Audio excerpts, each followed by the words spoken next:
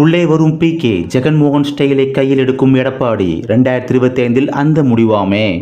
ஆந்திர பிரதேச முன்னாள் முதல்வர் ஜெகன்மோகன் ரெட்டி ஸ்டைலில் அதிமுக பொதுச்செயலாளர் எடப்பாடி பழனிசாமி நடைப்பயணம் மேற்கொள்ள வாய்ப்புள்ளதாக கூறப்படுகிறது. 2009 அப்பாவின் மரணத்திற்கு பின் ஜெகன்மோகன் ரெட்டியின் அரசியல் பாதாளத்தில் இருந்தது. அதன் பின் அவர் நடத்திய யாத்திரை, அரசியல் செயல்பாடுகள் அவரின் வெற்றிக்கு காரணமாக இருந்தது. கிரவுண்டு பணிகளை செய்தது, மக்களிடம் தொடர்ந்து நெருக்கமாக இருக்கும் வகையில் முடிவுகளை எடுத்தது, திட்டமிட்டு ஒவ்வொரு நகர்வையும் மேற்கொண்டது என்று ஜெகன்மோகன் ரெட்டியின் அரசியல் பெரிய அளவில் கவனிக்கப்பட்டது. அவரின் வாழ்க்கையில் பெரிய மாற்றத்தை ஏற்படுத்தியது ஜெகன்மோகனின் பாத யாத்திரை தான். இந்த செய்ய காரணம் பிரசாந்த் கிஷோரின் ஐபேக் நிறுவனம் தான். தற்போது அதே பிரசாந்த் கிஷோருடன் எடப்பாடி கைகோர்க்க உள்ளாராம். அதிமுக பிரசாந்த் கிஷோரின் ஐபேக் நிறுவனத்தை ஒப்பந்தம் செய்ய முடிவு செய்துள்ளாராம். பிரசாந்த் கிஷோரின் ஐபேக் நிறுவனத்தில் பிரசாந்த் கிஷோர் இப்போது வெளிப்படையாக பணிகளை செய்வதில்லை. அவர் நிறுவனம் மட்டுமே பணிகளை செய்கிறது. அந்த நிறுவனத்தின் நிறுவனர் இப்போதும் பிரசாந்த் கிஷோர் தான்.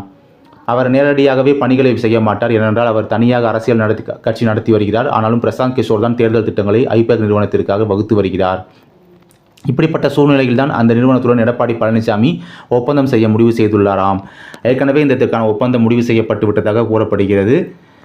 சமீபத்தில் பொதுக்குழு கூட்டம் நடந்தது. இதில் பல முக்கியமான தீர்மானங்கள் நிறைவேற்றப்பட்டன. இதில் 2234 தொகுதியிலும் ஜனவரி இறுதியில் சூறாவளி சுற்றுப்பயணம் அஇஅதிமுக தலைமையில் மக்கள் விரும்பும் கூட்டணி அமையும், உறுதியாக அத்தனை பேரும் எதிர்பார்க்கின்ற கூட்டணி அமையும் என்று எடப்பாடி பழனிசாமி அறிவித்துள்ளார்.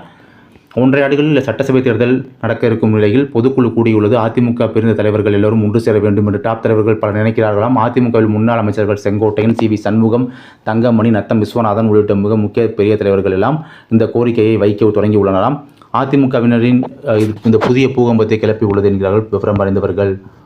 இப்படிப்பட்ட நிலையில் தான் சுற்றுப்பயணம் போனால் கட்சி மீண்டும் மலரும், மக்களிடம் நாம் சென்று சேரலாம் என்று எடப்பாடி நினைக்கிறாராம். இதை மனதில் வைத்த 234 தொகுதிகளிலும் ஜனவரி இறுதியில் சூறாவளி சுற்றுப்பயணம் அஇஅதிமுக தலைமையில் மக்கள் விரும்பும் கூட்டணி அமையும், உறுதியாக அத்தனை பேரும் எதிர்பார்க்கும் கூட்டணி அமையும் என்று எடப்பாடி பழனிசாமி அறிவித்துள்ளாராம்.